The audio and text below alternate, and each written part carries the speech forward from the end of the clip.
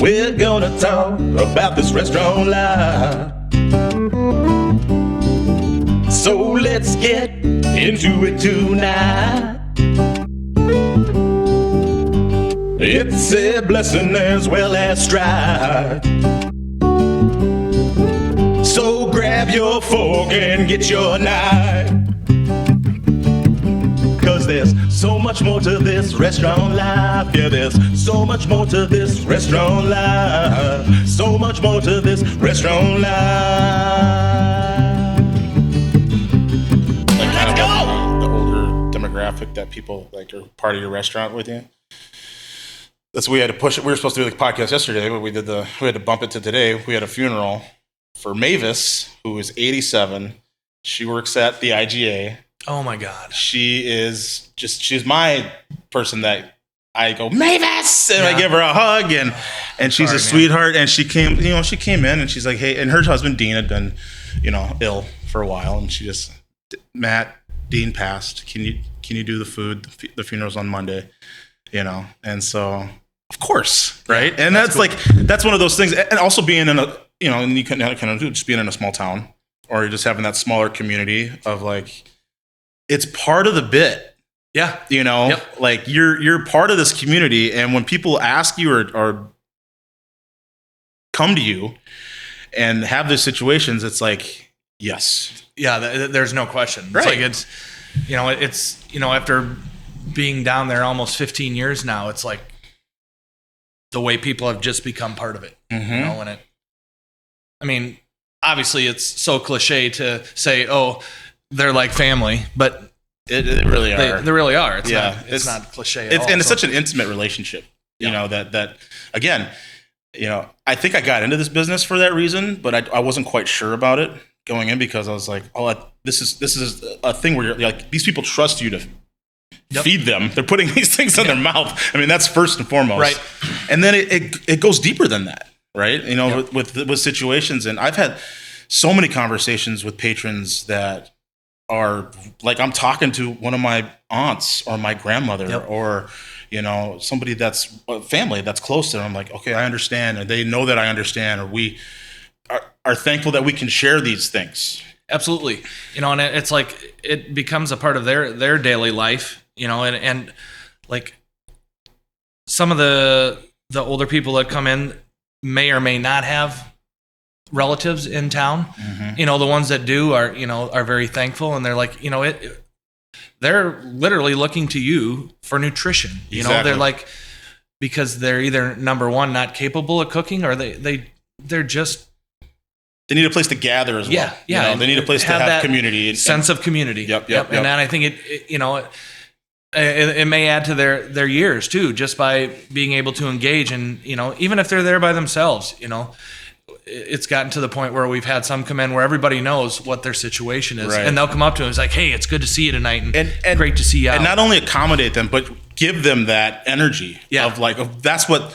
Yeah. It's like this goosebump moment. Like for real, right? For that guy, that Lowell sitting in the corner, having John Q come over and say, hey, it's good to see you. Yep. Glad you're doing okay. Yep. That's something that, that's the kind of fruit from the labor that is just, that's the best stuff. Yeah. Right. That's the thing that got me hooked. And there's different things that stem off of that, where you just see, you see people that wouldn't talk to each other outside of this place hanging out. Like it brings people together. Yep. Like that's the thing where it first kind of turned me on, where working at my brother's restaurant, where like seeing these people communicate and then enjoy and then like go from there. Like you could just see people come together, and it was something I was like, okay, this food thing is a medium for that. Yeah. And I go back to, well, it ended up being somewhat of a failure, but we, after, dining at some places in Chicago, and we frequent Napa probably at least once a year just to check awesome. up what's going on with the people that we have partnerships with out there, and there these community tables in larger cities are becoming popular, and I think somewhat because of COVID they've tailed off. Sure. But I'm like, we got to do that where it just brings 12 strangers together at a table, and they end up talking and ultimately we ended up sharing food, and we did that at Rubaiyat. We did it for about a year or two, and I remember the whole premise of it was to bring people together. And the one night that it finally clicked that it worked, it was a couple couples walked in without reservations, and got talking and into one another, and you and then by the end of the night they stumbled out together, and lo and behold, the next night two stranger couples made a reservation to have dinner together the next night. Yeah, which is that's what it was about. That's magical. Yeah, that is. I mean, you can't just make that happen. No, that has to be like you're like making a stew, or you're making a thing where like it comes together, and you're like, oh, hey, here, and then here, and maybe this, and like, oh, look at that. Yeah, here we go. And they're exchanging emails, and they're making a reservation. They're friends. Yeah, lifelong friends now. Right. So, and they have that story too, and that's cool. We get stories like that at Estelle's, where and I'm sure you heard Rubaiyat, where it's like the entity of the actual restaurant is something that supplies that or gives that to the patrons, or they talk about that with their friends and their family, and it carries a lot of weight, like just the name, not only does they got good food, got good customers, or got a good service. I like their drinks, I like the patio, and whatever, right? That's part of it, but it's a place where this happened, and they have those stories that come along with it.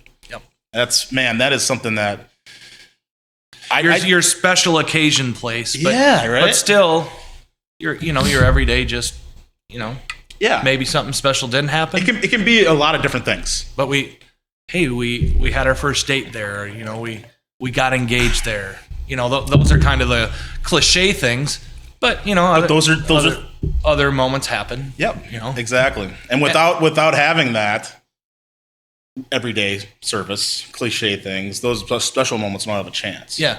And that's kind of the whole premise of, when we opened, what were our expectations? And, and I remember sitting down at the bank with our business plan, and, How long ago does that feel like? Oh, God.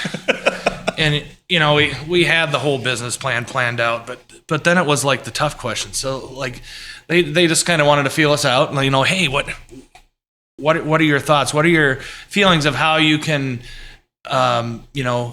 work with Decorah, and sure. Decorah will accept you? How are you going to fit into this community? And it kind of felt like I was like in a job interview almost. Sure. I mean, you kind of are. Really, I was. Yeah, I was like, hey, I'm interviewing for the town to get this loan. Yeah, and to bring my business into this town. And here we are. 15 years. 15 years. Yeah, that's awesome, man. I mean, the past 2.5, as you know, have been upside down. We can, till we're blue in the face, talk about that. Yeah. So it seems like every podcast that we'll just lean into that a little bit, and it'll be like we'll take a turn into. So what did you do? We're still here. How'd you get through it? It's and it was wild. It was everyone in Decorah didn't survive. We've lost a couple restaurants. Yep. Now we're losing a double storefront of a sporting goods shop. The economy, it got kicked in the stomach, but everybody asks, well, how'd you survive it? Well, I watched a lot of things that you did too. You had to be creative. You had to morph into something almost, every week about, especially with what was available to you that week, supply chain. I mean, we could talk about that. I don't even want to talk about that. 'Cause, I mean, that supply chain versus me, we're talking stress level, like, dude. Yeah. But, I said, basically, this is how we did it. We just kept throwing shit at the wall till something stuck. Mm-hmm. And, what stuck, we wrote it out as long as we could. And then when we felt like we were done with that, we worked, try something else. Yeah, and just. That's all you could do. Yeah. And now. Or give up. Yeah. And how many times did you want to give up?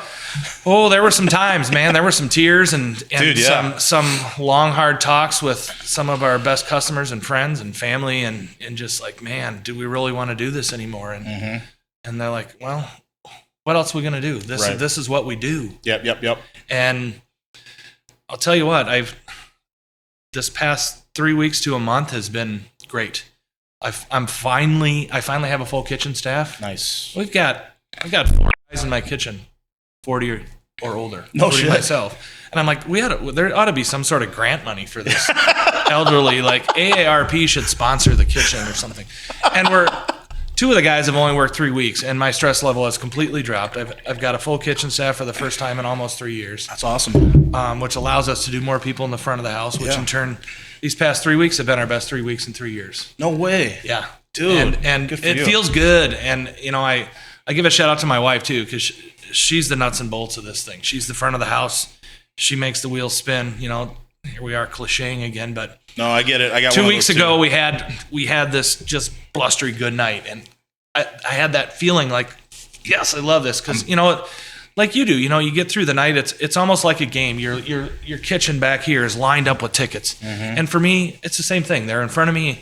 It's like this game. We get through this. Hey, one down. What do we got coming? We finish the night. We do our shot of Fireball. We take our gin and tonic, and we're like, we did it. Yeah, Right, exactly. Right. So I said, buzz Kim back here, because we use the server buzzers. Sure. So I said, I need to talk to you in the back, and she had this like look in her face, and I got emotional about talking about it. And I walked up to her and I hugged and kissed her and I said, this is how it's supposed to be. Right. I said, we're back. Yeah. We are back. Yeah. Good for you, And there were man. times that I was like, I don't know if they're going to get this again. no. Yeah. And it felt really, really good. And we're going to capitalize on it. It rejuvenates you too. Yeah. It gives you that. Yeah. It gives you that confidence back. It gives you that energy of like, oh yeah, I remember. This is how it's supposed to be. Yeah. This is why I'm doing this. This is why I put in these hours and this time and this go through these stressful things and make it happen. And I being your own boss. There were times I was like, I'm not gonna lie. I skimmed ads on Facebook and like, hey, what's out there in the industry? I mean, do I want to go back to the Monday through Friday thing, doing something? Hell no. Hell no. No, I don't think I could, honestly. No, after I couldn't. Nah. I could not. It'd be hard. It'd be so hard for me. But it was. Man, I had that one of those too. It was a Friday night. It's probably 3 weeks ago, and I talked about it on the podcast a little bit. But it was looking around and seeing the place full. Yes. And not a mask in here, and people drinking and walking around and talking to everybody. Yeah. And I was like, energy. I was like, holy shit. You can feel it. I've waited 2 years for this. Yeah. Like, that's how long it's been. I was like, oh my God, okay, I think we're going to be all right. Or I think we're going to make it out of this. Or we're going to, it's back. That's the same vibe, same energy. I was like, this is why we're doing this. This is how I feel. This felt amazing, Yeah. So, let's talk a little bit about your restaurant, about Rubaiyat, man. Rubaiyat. What does Rubaiyat mean? I love the name. I don't know what it means. I didn't even know how to spell it till today. I forgot there was a we Y. got it. There's going to be a quiz with our Academy Award-winning producer after this. Shout out to podcast. Luke. Love you, Luke. Well, Rubaiyat. Well, let me go back. So, the whole premise of us ending up in Decorah is we always wanted to have our own restaurant. My wife went to Luther. Okay. That's kind of how we ended up in Decorah. Connection. I had been to Decorah before we met, but it was as a wine salesperson. Okay. Where are you guys from? I'm originally from the Galena, Illinois, Dubuque area. Oh, right on. My wife spent some of her childhood in Kansas City, Fort Dodge, Iowa, and then we met. My brother has a restaurant in the Galena area, and we were both working there. That's kind of how we met. Galena's a cool town. Yeah. Put in a lot of hours there, and Right on. my brother's restaurant and some other places, and so we decided I was chefing at a restaurant in Dubuque, and she was working for an investment company, Monday through Friday day job, but still liked waitressing and was making killer money. So she would work 3 nights a week at the restaurant I was working at. Oh, okay. So, and ultimately, as we went on and okay, what are we doing? What are we doing? Let's explore having our own place. So we were actually going to look. We had an appointment with a developer to anchor the Jordan Creek development down in Des Moines 15 years ago, and then somehow a guy from Cisco Food Service called me and said, "Hey, there's this building available in Decorah. You should come look at it." It's not the building that I am, but I'm here. So fast forward to where Rubaiyat came from. So, okay, we decided we're coming to Decorah. Okay. We're going to open this restaurant, and Kim had reached out to some of her Luther colleagues and, said, hey, what do you think about this? And they're like, yeah, this will work. Yeah. So, I mean, we just didn't want to call it Estelle's or, just joke. Yeah, okay. I was like, No. oh, no, why not? No, like Andy and Kim's place or like the bar or like Sure, the sure. pub and grub. Yeah. We wanted there to be a story behind it. So obviously, where did we go for inspiration? Our wine rack. Okay. So Cake Bread Cellars, which is in Napa Valley, makes a wine called Rubaiyat. So on. we were members and still are of their wine club. Enjoy visiting there. So there's a wine that they call Rubaiyat. So it's a blend every year, different. And on the back of it, there was this poem about food and wine, like something about glass and a loaf of bread or something. So we Okay. researched that a little more and found out that came from a collection of poetry that was written in 1100 by a Persian gentleman named Omar Khayyam. So in this book of poems are all these 4-line poems, and many of them are about food and wine and the love that they bring to life. Amen. Yeah. That's a cool origin. So we also wanted to be the restaurant to be about wine an integral part of it too, because food and wine are just a natural pairing, and a lot of the dishes that I create are based on maybe pairing with a wine or inspiration from drinking a wine. And that's kind of how we've evolved into, we also have a wine shop. Oh, your wine selection is impeccable. We've got a wine club that we do every month. It's got 100 and some members. So it's kind of evolved into this, wines become a huge part of what we do there.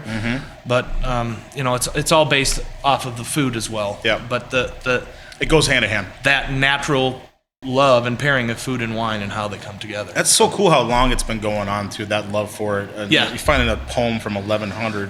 Well, and the cool thing is there are so many old books of this out because obviously it was 1100, but we have customers that bring us, they'll go to bookshops and they'll find these, one even brought us a little book that was about that big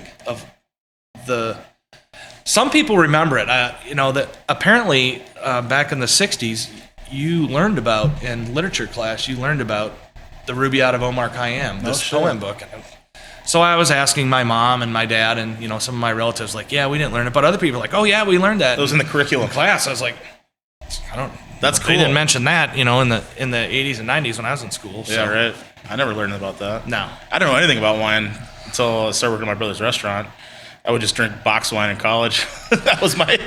And box wine's made a pretty good comeback. There's Yeah, some good man. stuff I've seen in the some box. good. I've seen some good ones. I'm gonna shout out to Bonnet Box. Yeah. When we go on vacation, if we fly somewhere, we'll just grab the Bonnet Box off the shelf, set it on the counter in the fridge, and less mess. But it's always It's great vacation wine. it's kind of I kind of got really inspired to.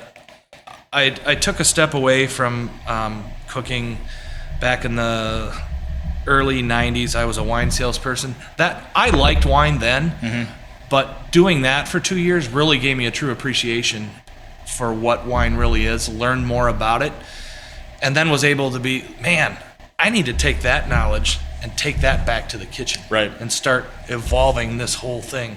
Because I've been on all facets of it now. I've been a wholesaler. I worked in it at retail, and now having it in the restaurant, and It helps so much too, knowing all the sides of the business like that. Yeah, That yeah. go along with it. and it, Not just what tastes good. Or I what don't it's love the from. front of the house. Yeah. That's why I let my wife do it. I kind of started out that way.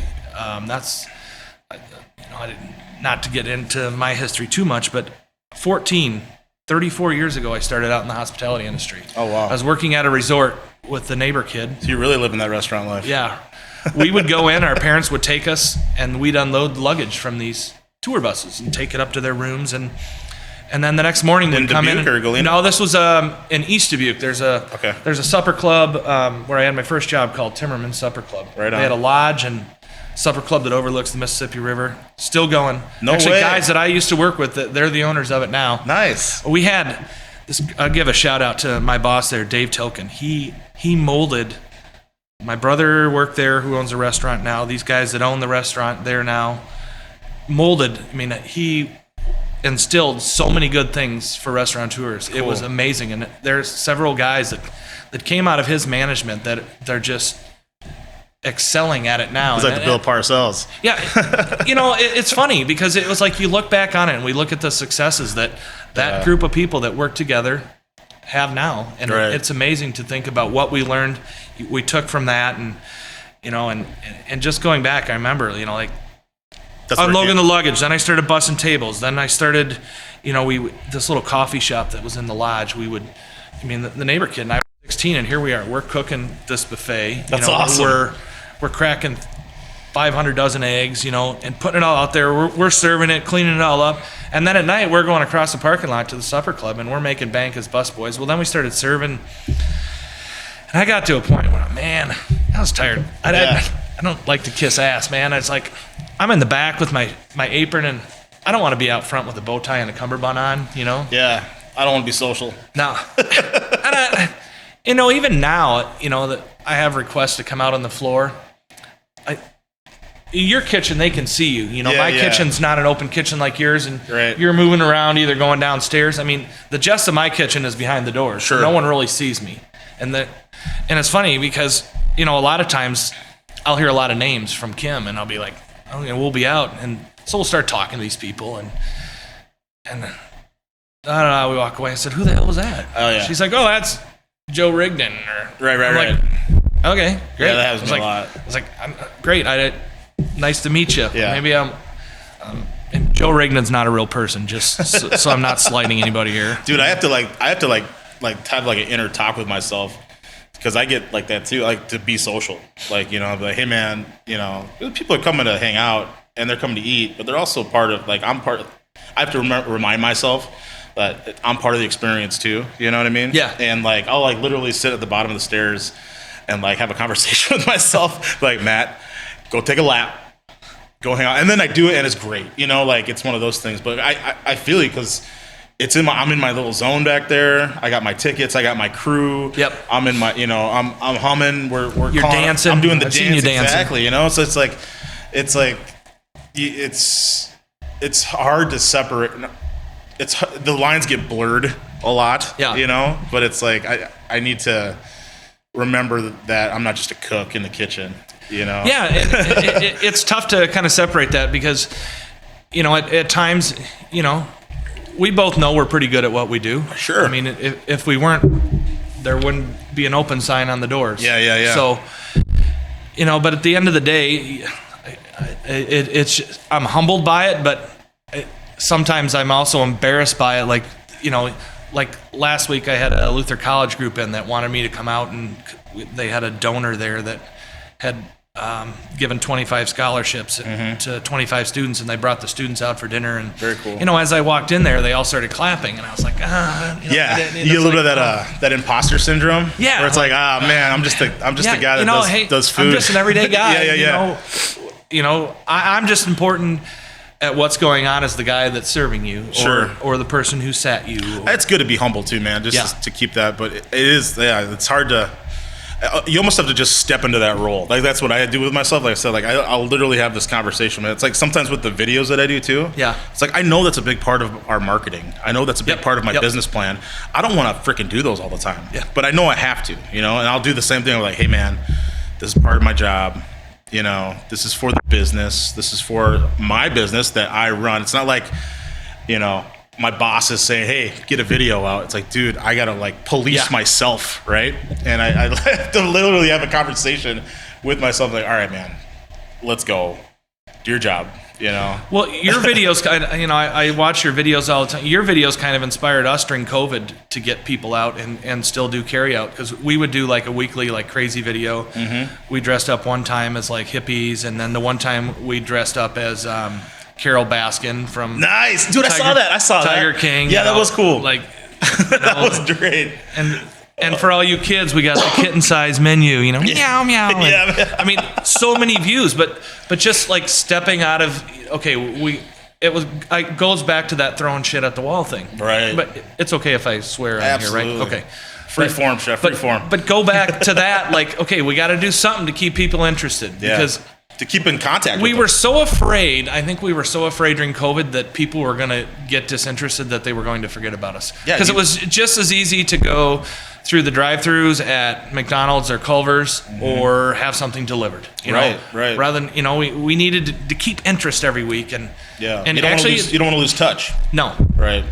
And there's some people that we still haven't got back, but a lot of them are back. Yeah. And it was weird because That's awesome. leading up to like these past 3 weeks or this past month has been a lot of our regular people back in. Like, God damn, good to see you. Good to see you. Like, just like good to see you, bring tears to my eyes. But it was weird leading up to that. It was a lot of people we didn't know. And it was like, okay. Yeah, I think that happened with not only customers, but with like procedures too. So like things that we tried that we wouldn't have tried if it didn't happen. Yeah. That worked better than what we were doing Exactly. before. It's Yeah. like, oh shit, this is better. Yeah. And they came out of necessity of just, like you said, throwing shit at the wall, seeing what stick. Like, dude, this sticks better than what we were doing before that was working. Yeah. And not going into detail, but there's several things that we learned during COVID that made us a better restaurant. Yeah, for sure. Procedure-wise, and how we do things and how we order. For sure. And just because and obviously, what as you know, and what you don't need. yeah. What you can go without. Do you know what? That's a huge lesson that I've learned these Right. past 2.5 years. What we don't need. We're actually, it's citywide garage sales this weekend in Decorah, and we are cleaning the basement out. Oh, it feels so good. There's so much, old Cambro stuff, old plates, silverware, just stuff that you thought you needed, like, taco holders. Let me come take first dibs because I'm opening up another restaurant. So Come down, man. I got a ton of stuff. Right on. Tons of stuff. Oh, cool. People feed off that too. The last time we did this, people are like, oh my God, Ruby had plates. I'm like, they're just plates, man. Yeah, right. Like, yeah, right. Isn't that crazy how they get excited like that? But we've accumulated a lot of stuff, and it's just like, okay, it's time to go. And what doesn't go, there's going to be a roll off. Yeah. And it's going bye-bye. Right. So I just No, don't it need feels the clutter. that too. I did that. There's like a shit closet downstairs that was just for 6 years, just piling. You could barely even open the door, and that's what during COVID I cleaned that thing out, and it's my office now. Yeah. I have my own little office, my own little space. It's underneath the stairs. It only fits 2 people, but dude, it's my I wish mine was that small. I've got 2,500 square feet of stuff. stuff. Yeah. Yeah. But like I was saying though, it feels great to just get it out of there. Well, because we all knew that your- we had to simplify things in order to make it work. Because keeping anything complicated during COVID would have been a disaster. Yeah. So it's a just not productive. I thought the whole while we were doing this, the past 15 years, minus the last, but that we were keeping things simple and keeping it as easy and less stressful as possible. Well, we weren't at all. We weren't at all. And now it's like, yeah, This is better. Yeah. But you had to go through that. yeah. I know, man. It's wild. It's wild. We're excited to, again, get people back in here that have been away. We're starting to do more parties now. We're starting to do more catering stuff. It's like, okay, we got more weddings coming down the pipe. It's like, all right, this is starting to feel like Estelle's again. Like, Yeah. okay, Yeah. man, let's go. Yeah. Let's go. My employees are starting to feel it a little bit more. And like, Yeah, you're jiving. Like I feel what you're feeling right now and yeah. talking, and it's just I can totally feed off Yeah, that. dude, And it's- when I pulled up today and I was looking out on the patio, I remember we came up. Some of the staff and I came up. We went to the cave last summer, and then ate out on the patio, Right. and just that, how good that felt. Just to, and even then it was. We didn't know where we were going then, and yeah, just to have that space, just to have it available, and just to have, man, it's such a great feeling. Such a great feeling. Just every time people show up in this place, I'm just so thankful. Yeah. Like, yes, all right, it's working. Yeah. They like it. It's good. Let's do it again. Keep it going. It's awesome, bro. So, Decorah. I like that town. It's only 25 minutes from here. Heidi and I frequent a lot. We've been to your place 5 or 6 times. Love your food. Love the wine. The wine is what I was like not most impressed by, but I didn't expect going in. When I first started working at my brother's restaurant, Heidi and I were dating, and we came down and we ate. That was my first time, and I honestly didn't even really know anything about food then. Like I had just started at Travail, and and like I said, and then you got thrown to the wolves with that stuff. Oh yeah, we got right in the deep end.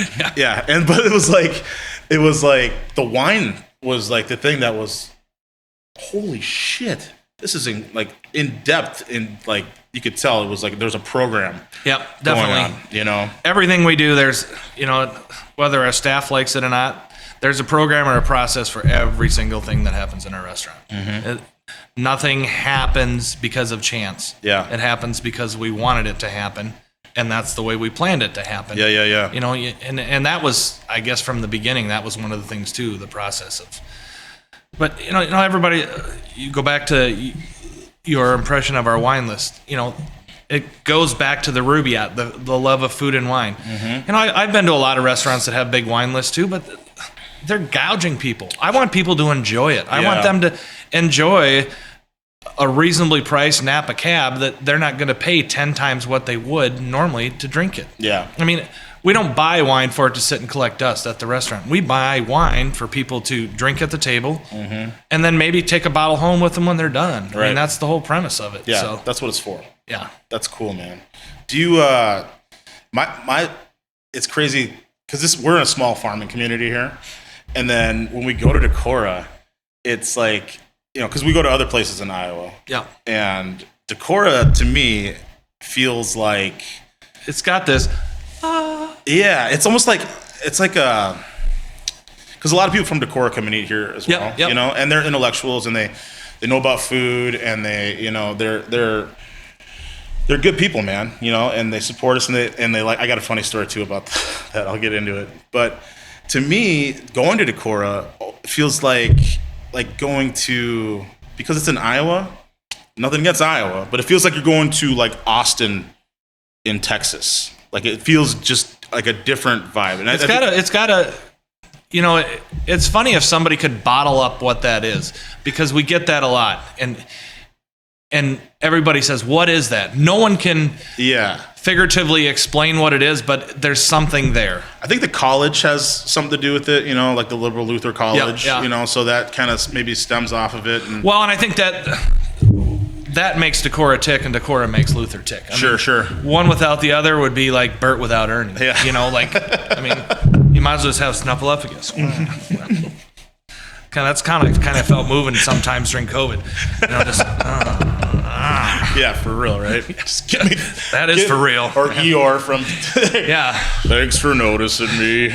We still got carry out today. You don't want the Swedish meatballs?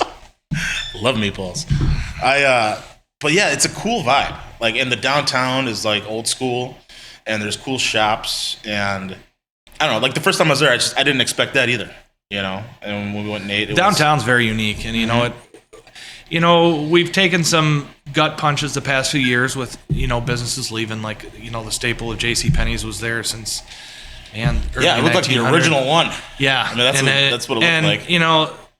But we weathered the storm, and got this beautiful downtown that's on the National Register of Historic Places, which is pretty cool. I love right on the corner by my building. There's a sign that alludes to that. That's super pretty cool. Yeah, super cool. And I think that aura of, we've got other things to do too. We've got great bike trails, like you guys have bike trails. Yeah. And I hope someday that we can get them, connected up. And I know they're working on. It's almost there, man. Yeah, we're getting close. Yeah. And it's on the way. When I was here last summer, there were guys here from Decorah that had a bike ride that they were, I don't forget where they were riding, but all of a sudden we show up and here's all these guys from Decorah that were riding bikes that invited people from all over the country. There was actually, I think there was somebody here from Belgium that day that came over to ride bikes. And they did the rag, I forget what it's called. The Ragbri? Yeah, they did the Ragbri. Well, it was canceled for COVID, so then they kind of just put a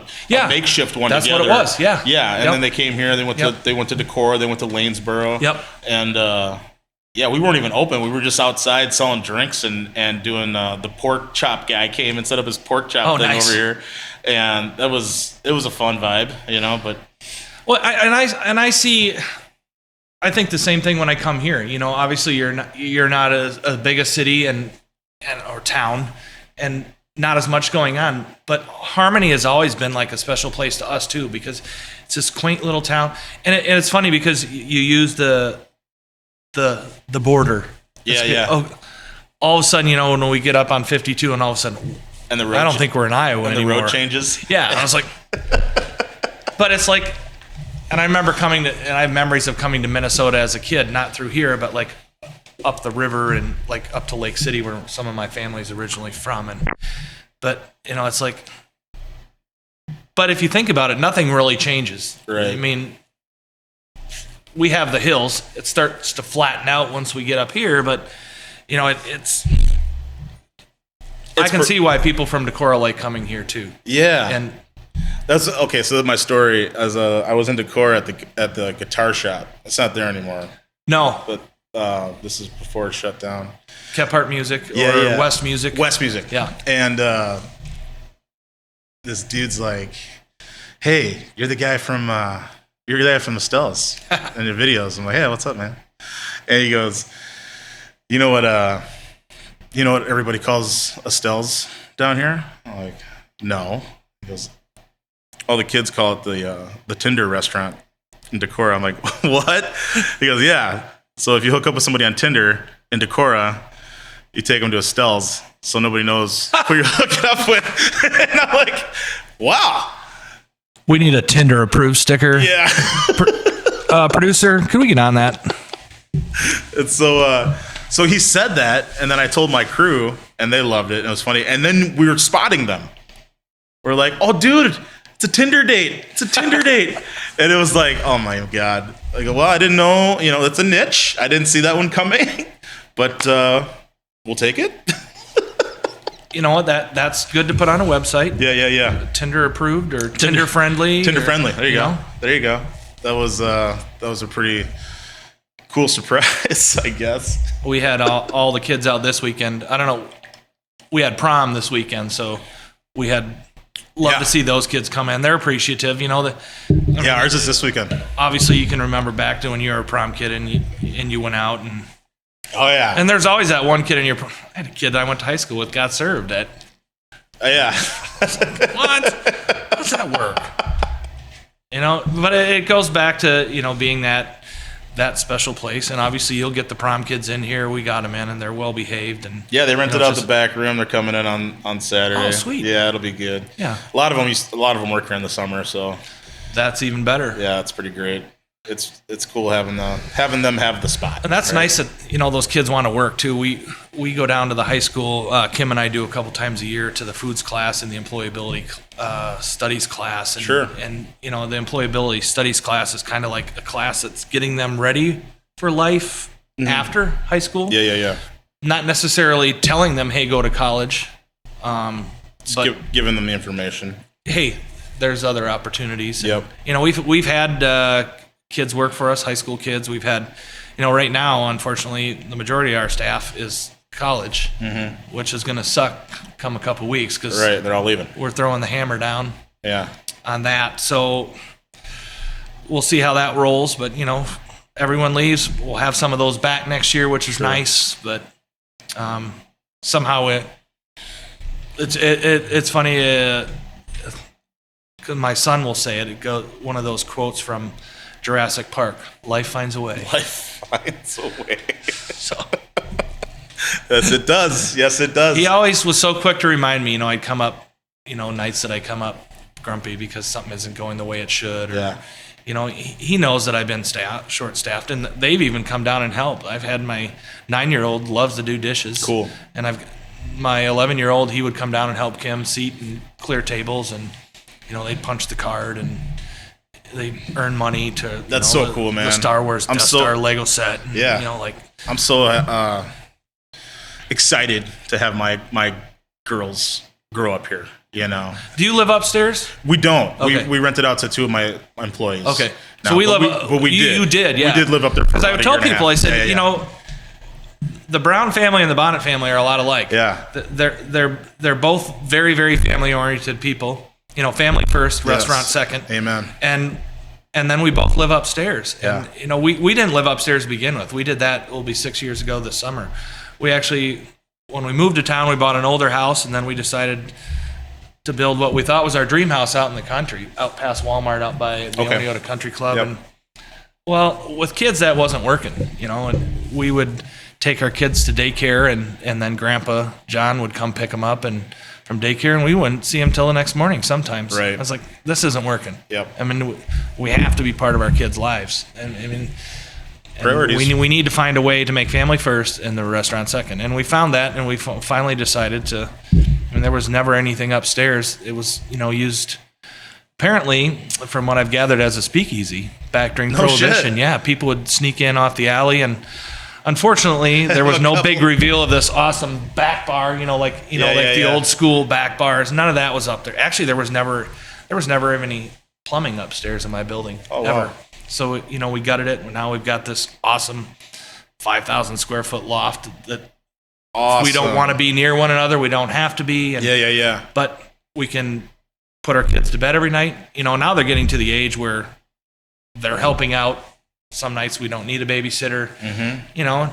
But also Can't wait for that. we're not pushing them to be part of the restaurant either. Yeah. And if they want to do it, they can. That's the right way to generally look help at it. out. That's but, definitely the right way to guide it. And because I don't want to feel them like they're forced into it. Ultimately, I would love to see them have it. Absolutely. But also, we joke about, okay, if they have it, the retirement doesn't look so good either. Yeah, right. If you're handing this hard-earned business, I mean, how do you put a price on sweat equity to your kids? Right. You don't. Right. So, but we managed to roll into that. Like you've been through so much with family and that as well is families first. Amen. So. Yeah, we lived up there for about a year and a half. We redid it, and it was good. It was good for me mostly that, if I had to go upstairs and help with the girls, I could do that. Yep. Or I'd come down here and help with dinner, I could do that. It was very convenient for me. But just having them running around and stuff, just because we're on the main drag and everything, it was like we need a yard. Yeah. And it was good for us, for our family to have our own space. And we're right in town. Sure. We're like literally 2 blocks away. So we can just walk here and whatever. So, but yeah, I think not forcing them, that's a good point, because you want it for them. My thing is, like, I want them to just be around it and see it. Yeah. And see, the hard work and the diligence and working with people and communicating and everything that working in a restaurant, because I always say this too, everybody should work in a restaurant. Everybody should work in this industry at least once, so what it's like, what you're supposed to act like in this space. Well, and I think along that point is there's so much to be seen and learned on the different aspects of it too that can translate into other things in everyday life. Absolutely. It saved me from I still am a procrastinator, but I was a horrible procrastinator. I was, like just so in my own little world and didn't care about other people or try to help people. Like I was just very not open to any new things. It was just like it literally saved me. A little bit of a tunnel vision. Very much so. And but from that, things that were in my life were so much harder than they should have been. And then working in a restaurant, going through hard things and making myself do that, this other shit was like, whatever, this is easy. I can just go do that now, and I want that for my kids. But you don't want to force them. Yeah. Because you don't want to I don't want to be there and my dad's making me do it. But it's like, dude, I want these lessons. It's almost like going to church. It's like, I'm not going to make you go to church and do this, but I want you to be around it so you can pick up some of these things, these values, and these lessons, and these, it's like, hey, this is good shit. You get some of this in you.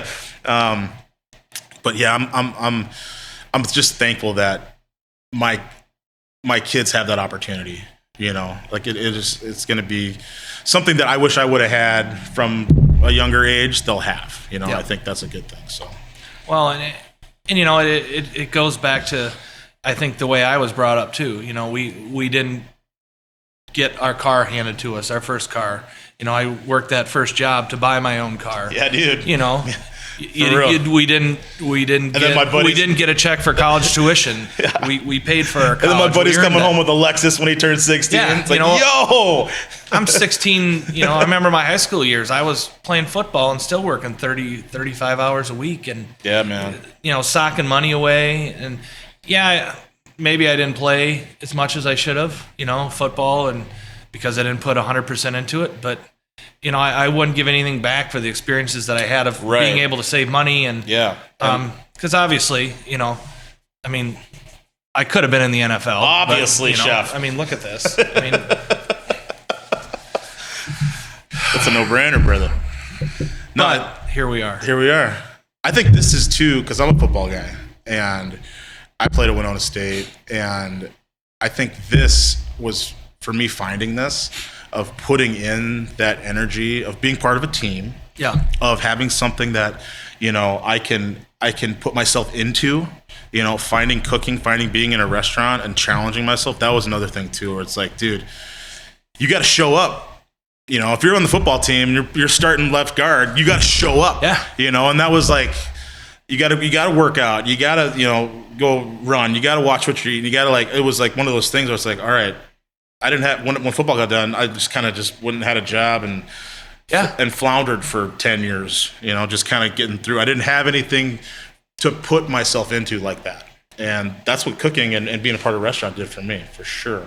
Well, it's funny you mentioned that. So we have the gentleman who was the 3-year starter at quarterback at Luther on our staff, and his center. So, No way. Yeah, so they both work for us. Nice. And actually, the young man who was the starting quarterback, he grew up in Galena as well. Oh, right on. And some of my family worked for his family, and his family had a great work ethic. So when he called me and said, hey, you got a job for me, I was like, Yep. start tomorrow? Yeah. Like, I knew the work ethic was there, and I knew that he would, as being the leader of that football team as well, would be a guy that I wanted on staff Yeah, man. to get everybody else to buy in. And, Yep. Yeah. It's been, he'll be around for a little bit, but unfortunately we lose the other guy. But, It's one of those things like my brother and his chefs, they say the same thing. When they're figuring it out, like who to hire and what works better. Like, dude, anybody that was in sports, anybody that played football, military guys, just those are the ones that. And normally we wouldn't have done that just because they couldn't really help us out much. They got practice Monday through Friday, games on Saturdays. But I knew this kid would be good. Mm-hmm. And then we found out that he was going to be here over the summers too, which was like win-win. Whenever we can get a Luther student to stay for the summer, Yeah. it's like, yes. Yeah. And now I think we've got maybe 1 or 2 that'll be here for the summer. But, that's key. Yep. We never really relied on Luther College to be like our source for staffing, but we've kind of morphed into that. Isn't that crazy how that happens? Because Where it's just like, what's available now. And it's not like finding people was ever great before COVID either. No. It's not like, it's always a struggle. yeah. It's always a thing. You're always trying And to get on. I could have hired guys to fill out my kitchen staff before a month ago, but I wasn't just going to hire somebody to come in that I knew that I was, number one, going to overpay, because you know what guys are looking at for pay nowadays. Yep. Well, I was like, wrong. Right. And not sustainable. No, not at all. I that's said, the well, thing. why would I pay a guy wanting a guy that wants close to what I'm making? I don't pay myself a lot. Me neither. But there's a lot of other perks to this job. Exactly. Let's be honest. Yeah. So, but at the end of the day, we look at our bottom line and we're like, okay, financially that makes no sense. Yeah, man. And realistically, he's not going to be that good at it anyhow. Right. And I've had guys that 2 guys that came through Rubiat. One was a Decorah guy. One was a Luther guy. They're working at great places in the cities now. Actually, the one guy got out of it because he got burnt, and he told me you probably know this from being there and your brother having a place there. These guys during COVID, they got burnt, and all of a sudden these, I guess, manufacturing jobs or jobs that they seemed deemed essential are paying $20 to $25 an hour, and I'm working Monday through Friday, no nights. There's tens of thousands of people that are never coming back to this industry. Right. Which sucks. And it will take decades for that to recover, to get back to where it was. Yep.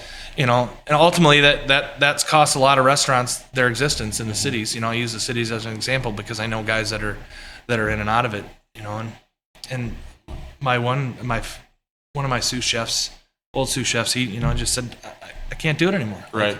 Because I don't have the people under me that care. They're just coming in, punching the clock, and he's like, I lost the drive. Yeah. Yep. That's sad, man. It sucks. And I wish there was a way that we could just flip a switch and you ultimately take a pill and then because as long as it took to dissimulate it, it's going to take twice as long to reassimilate it. Just like the supply chain. Right. It's the same way. It's not just because we have ships and containers to ship the stuff doesn't mean we're getting back there. No. It's a process. It's definitely a process. And the discussion that my brother and I have a lot is it kind of depended on where you were as a business when it hit, if you were going to be able to withstand the blow and get through it. Yeah. Because dude, if COVID would have hit the first year we were open, even the second, no way. Yeah. There's no way we'd be here. Yeah, we wouldn't be talking right now. We wouldn't be talking right now. No. There's no way, man. So, a lot of it was timing as well. Yep. If you were an established business and were able to have options to pivot, Yeah. Like that's a good word, pivot. Yeah, no. Did a lot of that. A lot of it. And it's sometimes I pivoted a lot and spin. Oh, yeah. Couldn't even see straight. I kept pivoting. Sometimes I thought I was square dancing. I don't know what the hell was going on. Just spiraled right off the planet. Yeah, it was a trip. No, so but it also, the thing that I've said, it also expedited a lot of the processes of restaurants or businesses that were going to be on the way out anyway. Absolutely. It was just quick. The writing was on the wall anyhow. Yeah. Rather than let them die the slow death, it was okay, you're done. They'll just give you the shot. You're done. Right. And that's unfortunate that we're talking about it that way, but that's real. That's reality. That's reality. And reality isn't always fun. It's not. It's not nice. It's like those vows you take, is not kind, is not, what else is, what? The vows. Yeah. Yeah, running and that's something we can really talk about is running a business with your wife. Yeah. The thing that was the hardest for me was getting over myself when talking to my wife about issues that need to be addressed that were not working or wrong or not taking it as I'm failing. It's the business we need to talk about business stuff and how to fix something. Yeah. And for me to get out of my own way, I'll be like, listen, dear, I'm doing all the best I can and you're not the one cooking and it's all right, Matt, just set that aside. Pivot. Yep, pivot, get out of your own way, have the conversation and move forward, right? And that was the hardest thing for me of being able to communicate that or just get out of my own way to be okay, this is about the business. This isn't about our marriage. This isn't about how we feel about each other. Yeah. This is just a conversation that needs to happen between two business partners. Yep, absolutely. So that we can move forward and agree on a plan. And we did it this morning. We're having a slower spring because of the weather. We got Mother's Day coming up. What do you think about this? What do you think about this? We're going to do a brunch. We're going to do a take-home meal. And it's and it was just a cool text. And it wasn't before that would have been hey, just I'm doing everything I can, or I would have made an excuse, or I would have let it get to me, or you know what I mean? That's the thing where people if you're running a business with your spouse, can you separate it? Can you still be married at the end of the day? We get that a lot. Yeah. The answer is absolutely. My wife's, she's amazing. She's the rock. She's, like I said earlier, She's a great business person. She's a great communicator. Sometimes I'm not the best communicator, but the business decisions are made collectively. We've had salespeople or brokers or people come in and or guys trying to sell us point of sale equipment or whatever, those guys Sure. that show up. I said, we do not make a decision. I'm not going to sit here and make a decision with you at my bar today on your, let's just say, a POS system. Right. I said, all the decisions that are made here at Rubiot are made collectively between myself and my wife. Ultimately, she's the boss. Yeah, She no, I wears get the it. pants. Yeah. And she should be. She takes the brunt of. She's got to take the shit out front. Like, people don't come to the kitchen to complain to me. She gets it. Right. Or they become a coward and throw it out on TripAdvisor or something. Yeah. Without ever voicing it to her, and then all of a sudden you're on the TripAdvisor. I can't even look at that stuff. You know what? It used to bother me, Matt, and now it doesn't bother me. Like it. Now she's the buffer. Yeah. Like she'll tell me if something I need to address or like I can fix or whatever, Yeah. and I tell her, let me know. But dude, I don't even. I don't respond. If there's some that are completely just dumb, Yeah. and I really draw the line when a customer's behavior interferes with my staff. Absolutely. You can tell me to fuck off. Sure. You can make me cry. You can kick me in the shin. But once you cross the line with my staff, then we've got a problem. Yeah, and Papa Bear's got to step in. Yep. And I think 1 or 2 times in 15 years I've had to come out of the kitchen and be like, hey, you're gonna have to leave. Right. Like, I've got a server in the server area that's crying, and obviously you're the cause of it. Yeah, man. And then it's unfortunately those TripAdvisor reviews, those Facebook reviews, they're like a police record. They don't go away. You don't get those things taken away, and you don't really have your chance to explain it. It's already there. Your 1 star is there. Yeah. Like, and if you go to bed worrying about it every night like I used to, like, and now I don't even care. Like, That's exactly what I'm saying. Like, and I don't respond to the good ones either. Right. I'll maybe reshare some of my TripAdvisor stuff on Facebook. Because I think the last one we hardly get them at all anymore, and I don't care either way because there's plenty of them on there, and I'm sure you've had plenty that. I mean, if you had to fall back on it, like, hey, look at this, we've Sure. got this. Like, lady one night was like, if I was in prison, this would be my last. This is what I choose for my last meal. Like, That's high this is praise. what I would request. And it was weird because the night with her and her husband started out like really weird. Like it started out problematic, and immediately Kim flipped it, and it was like this lady was in love. She ate this huge slab of prime rib. She's like, we drove up from Des Moines, and well, first they didn't have a reservation, and we worked them in. So Yep. she was pissed because we couldn't get her in. Well, we put her on our wait list and then called her back. So, because I drove all the way from Des Moines. I mean, what are we supposed to do now? Like, well, you should have called before you came from Des Moines, and so we got her in. So that was a plus. It says it on Google. Yeah. Yeah. I know. I know. Thanks, Google. I know, man. It's just wild. So, but it morphed into, and then they loved everything, and she just went into such great detail, and those things make you feel good. But it's just like, Kim taking the situation, diffusing it, flipping it. and pivoting. Yep. There's that pivot word. Dude, again. that's such a skill. It's such a skill. Just like you have to be savvy. You have to be just like on your toes, right? But you know what the thing I love about her? I mean, the thing that I love about it, I get to sleep with my boss every night. That's pretty cool too. That's great. And you know what? There's no scandal either. It's like, yeah, right. how many people get to sleep with their boss every night and not have it in the tabloids? That's great. But she can flip that. But the thing that I love about her too, she can be a bitch at the same time without the customer knowing that. Mm-hmm. She's like, controlling the situation. Whatever. Yeah.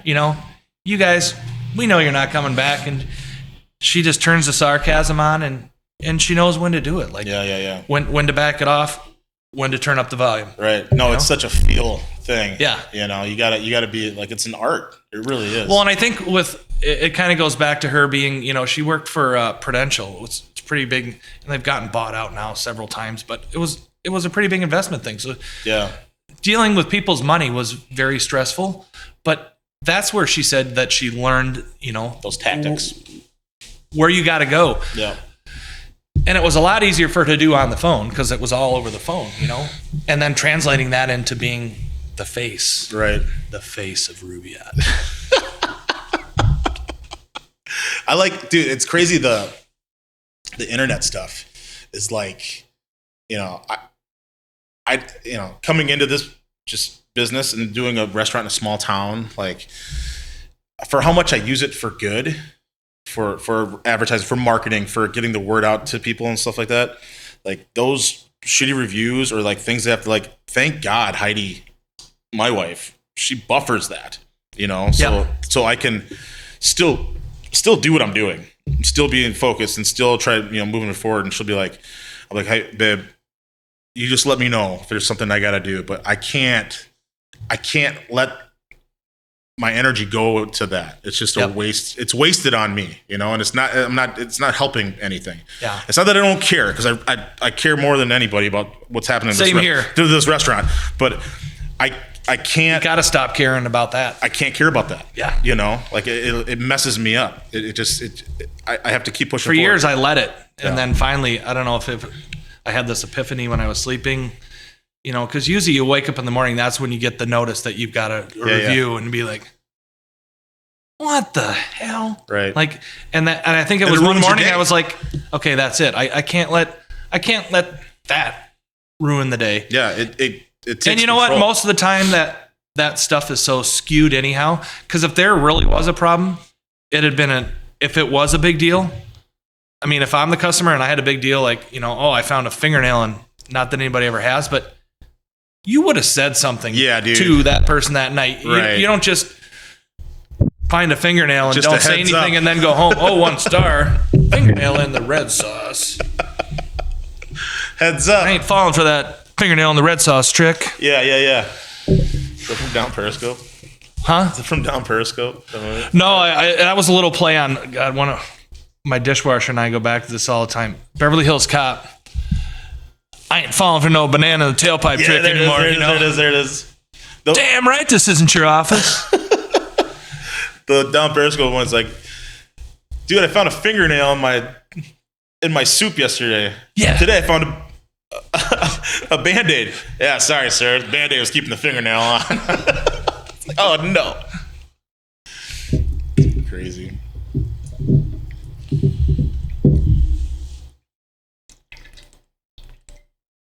Right on, man. Well, I'm glad we got to sit down. Glad we got to hang out. I think you and I are a lot alike. Yeah. We both put our pants on one leg at a time. Yeah. But when I put mine on, I make gold records. Remember that one? Yeah. Okay. Enough of the TV analogy. But I feel like we're a lot alike. We're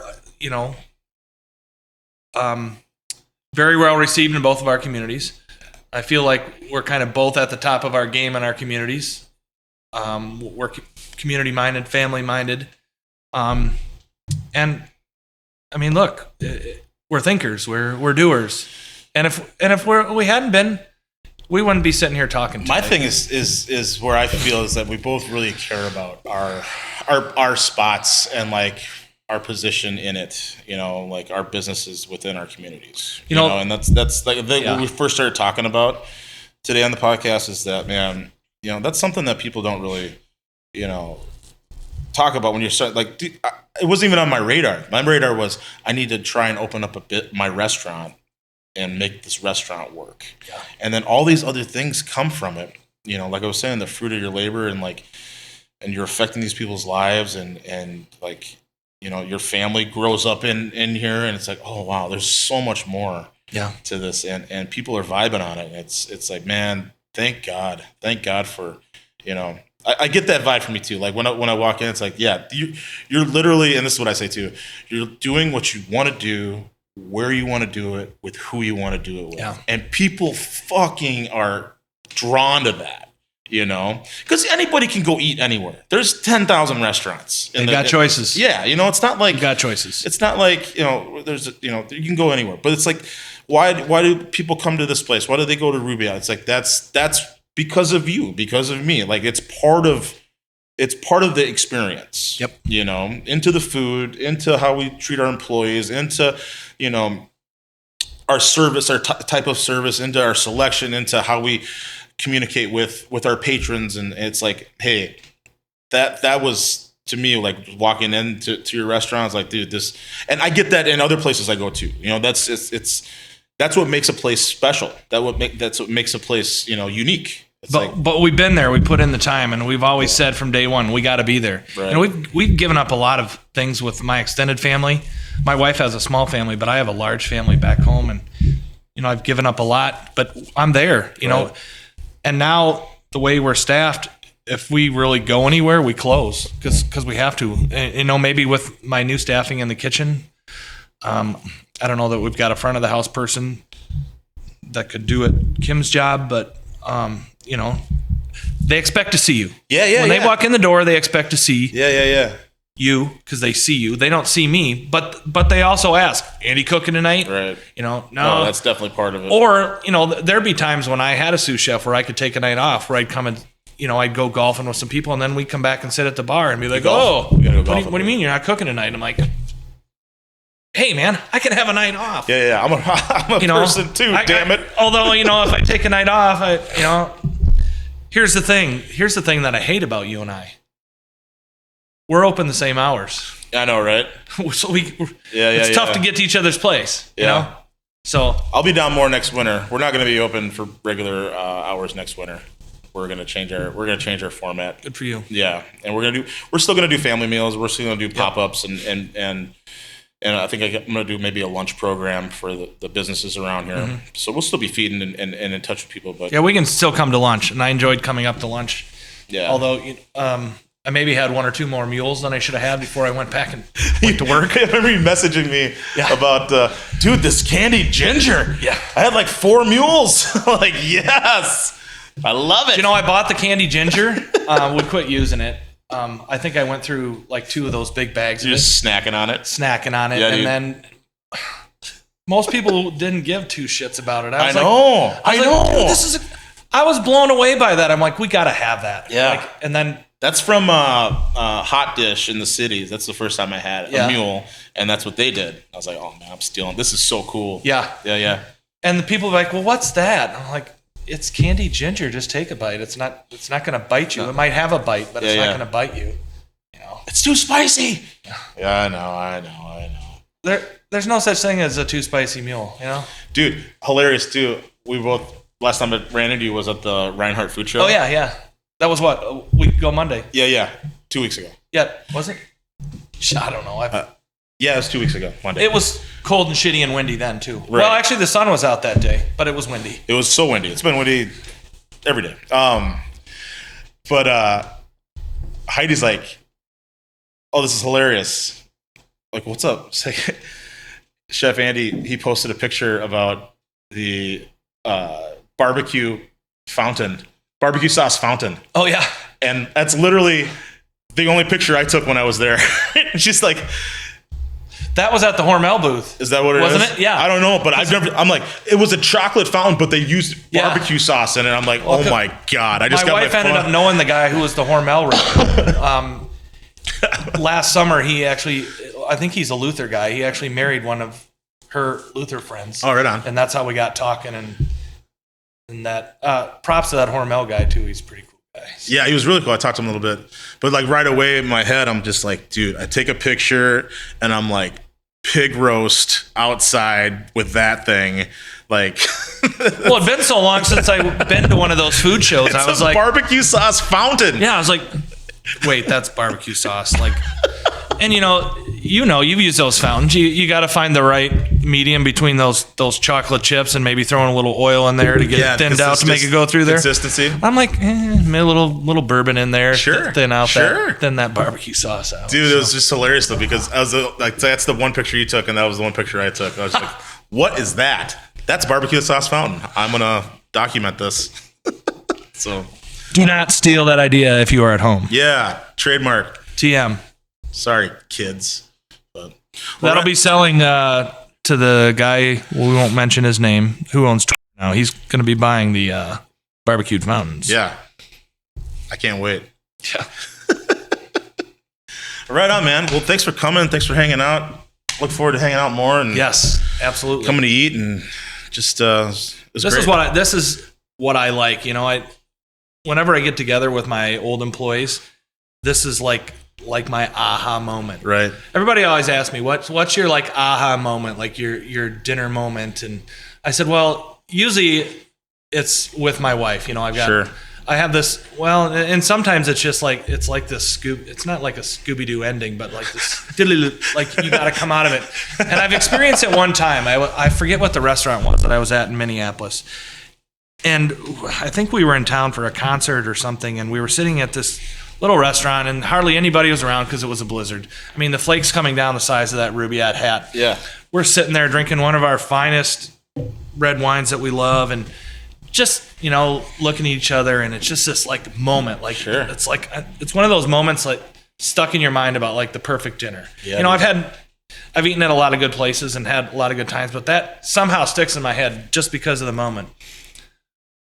So someone says, "Well, take away the romantic part of it." I said, "Well, I don't even know if it was romantic, but I said some of the best moments of my life are sitting with industry people, and a lot of them former employees and guys that I've worked with, co-workers, just sit and shooting the shit. Yeah, about talking shop. shop talk. Yep. I mean, there's nothing more than I like than shop talk. It's and that's why, dude. That's why I started this. Honestly, it's a great way to hang out, to learn, to tell stories, to just have those conversations that you really enjoy. You know, Yeah. and you learn something from each other. That's awesome too. And it's rare that we are able to get together like we are today to shop talk, because I mean, we're industry people. Right. Everybody knows. Yeah. I mean, when you sign up to work in the industry, check that you work weekends, because Yeah. it's happening. Yeah, you're gonna It's be there. happening. You're gonna be there. You know, so the fact that it happens anyhow is a rarity, but when it does, it's like Yeah, you soak it all up and sure. you don't forget about it. for sure, man. That's It's like this fraternity it is. of shop talk. Shop talk Absolutely. fraternity. Absolutely. That's trademark too, so think about that at home. All right, Chef. Well, again, thanks for coming, man. It was a great talk, and we'll be in touch. I appreciate you hang having out. me. All Thanks right. a lot, Matt. Thanks, everybody. Take care. This restaurant life. So much more to this restaurant life. So much more to this restaurant life. Let's go!